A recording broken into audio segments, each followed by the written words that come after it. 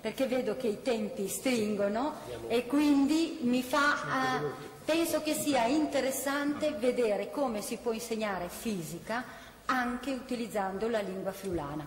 Un brevissimo esempio, ma il professor Fogale rappresenta davvero, io dico sempre, la punta di diamante del nostro percorso, perché dimostra veramente che si può fare nella scuola.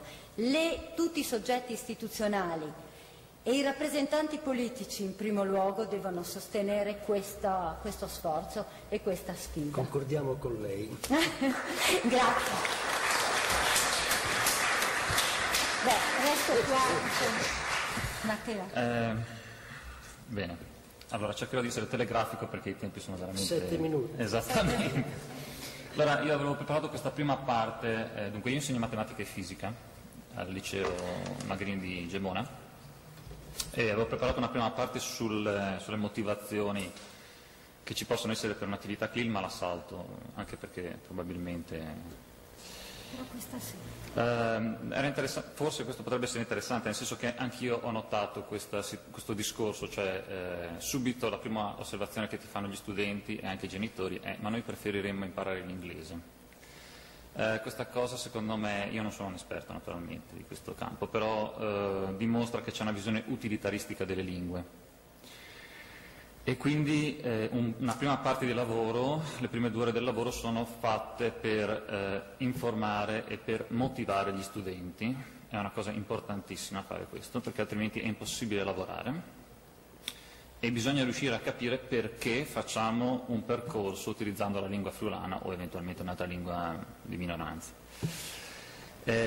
Qui vedete alcuni dei motivi, che sono pochi, ma la prima cosa è che per gli studenti di lingua friulana è naturalmente anche un riconoscimento di una identità e di una cultura che altrimenti resterebbe fuori, completamente esclusa dalla scuola, con tutte le conseguenze che si possono immaginare, e non sono conseguenze positive naturalmente, e anche perché questo tende a radicalizzare il concetto di identità.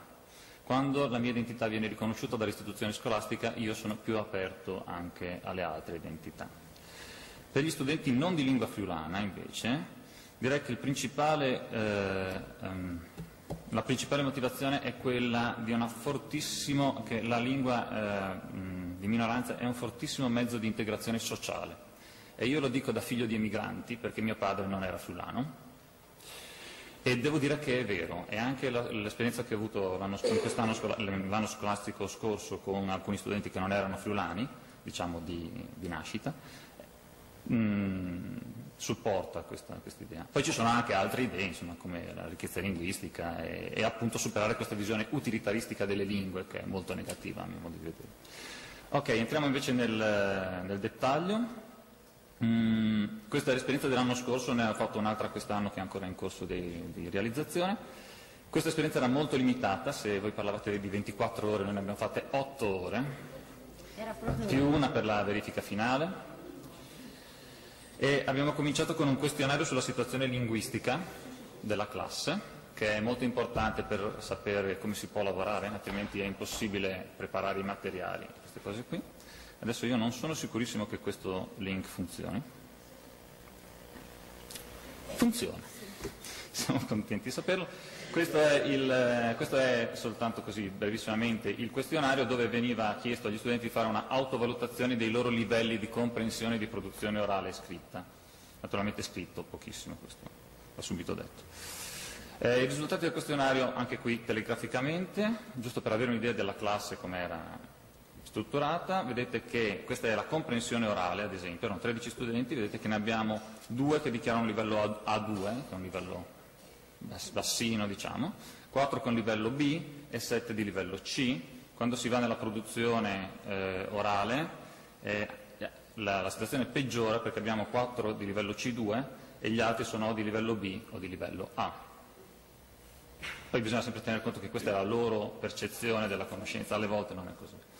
Ok, come ho detto prima, 2 ore curriculari sono state dedicate alla presentazione e al motivare gli studenti a rispondere alle loro domande. Questa è una fase molto importante e le domande degli studenti sono più o meno queste, molto in sintesi. La prima domanda è: ma posso avere dei danni al mio italiano se utilizzo il friulano? che sembra una domanda pazzesca, oggi come oggi, ma non lo è affatto, perché trasferire quello che è stato detto oggi in una scuola e in una realtà sociolinguistica non è facile. Imparerò la materia curricolare come se fosse appresa in italiano? La risposta è, se ci impegniamo e lavoriamo bene, sì. L'insegnante può usare l'italiano, se non capisci ovviamente sì, nel mio caso, perché io li riprendo con l'italiano e poi ripassiamo al friulano, quindi c'è questo fenomeno del code switching che è già stato... Lo studente può usare la lingua 1 o deve usare la lingua 2? Puoi usare l'italiano se vuoi, ma naturalmente ti perdi qualcosa, e questo funziona abbastanza come motivazione, almeno diciamo che... E se non capisco qualcosa te lo rispiego anche in italiano, poi in friulano, anche in inglese se preferisci, se ci riusciamo, non è un problema. È prevista una verifica a fine modulo? Sì. In che lingua? In friulano. Ma in friulano si può parlare di fisica? Sì, si può assolutamente parlare di fisica, anche se naturalmente va fatto un po' di ricerca sui neologismi, sul lessico specifico, ci sono comunque delle produzioni abbondanti anche, però loro non lo sanno, quindi insomma, queste cose vanno un attimino spiegate. Penso di essere già in ritardo, quindi esatto. Una cosa da dire è che per le lezioni vanno preparati, almeno a questo livello di scuola, vanno preparati degli appunti scritti perché loro non sono in grado di scrivere, quindi non è possibile saltare questa fase. Sono stati usati molti esercizi interattivi di completamento per fare in modo che, attraverso il computer, per fare in modo che loro possano anche imparare a scrivere ma in maniera automatica senza spesso esplicitare le regole.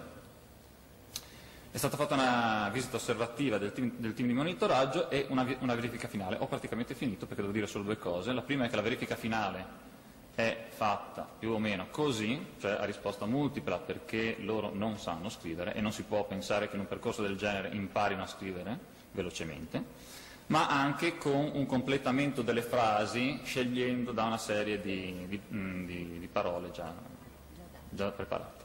I risultati della verifica finale, ed è questa la cosa che mi interessa, sono stati piuttosto interessanti perché qui vedete velocemente i risultati. Allora avete un numero identificativo dello studente, sostanzialmente, poi avete la sua media alla fine dell'anno, il suo risultato nella verifica CLIL in friulano, la sua comprensione orale e la sua produzione orale. Non ho tempo di dire nulla, ma la cosa che vi faccio notare è che c'è stato uno studente, e non è un caso raro, che ha preso un voto molto alto, ed è lo studente con identificativo 3, avendo un livello A2, il che significa che non è vero che l'acquisizione della disciplina è come dire, ostacolata dal fatto di avere un basso livello linguistico di partenza. Naturalmente dipende da come si lavora, cioè questo tipo di lavoro prevede una didattica diversa da quella che si fa normalmente, perché normalmente ci sono altre situazioni. Detto questo, credo di aver finito. Spero di aver anche scritto giusto, non sono sicuro. Grazie.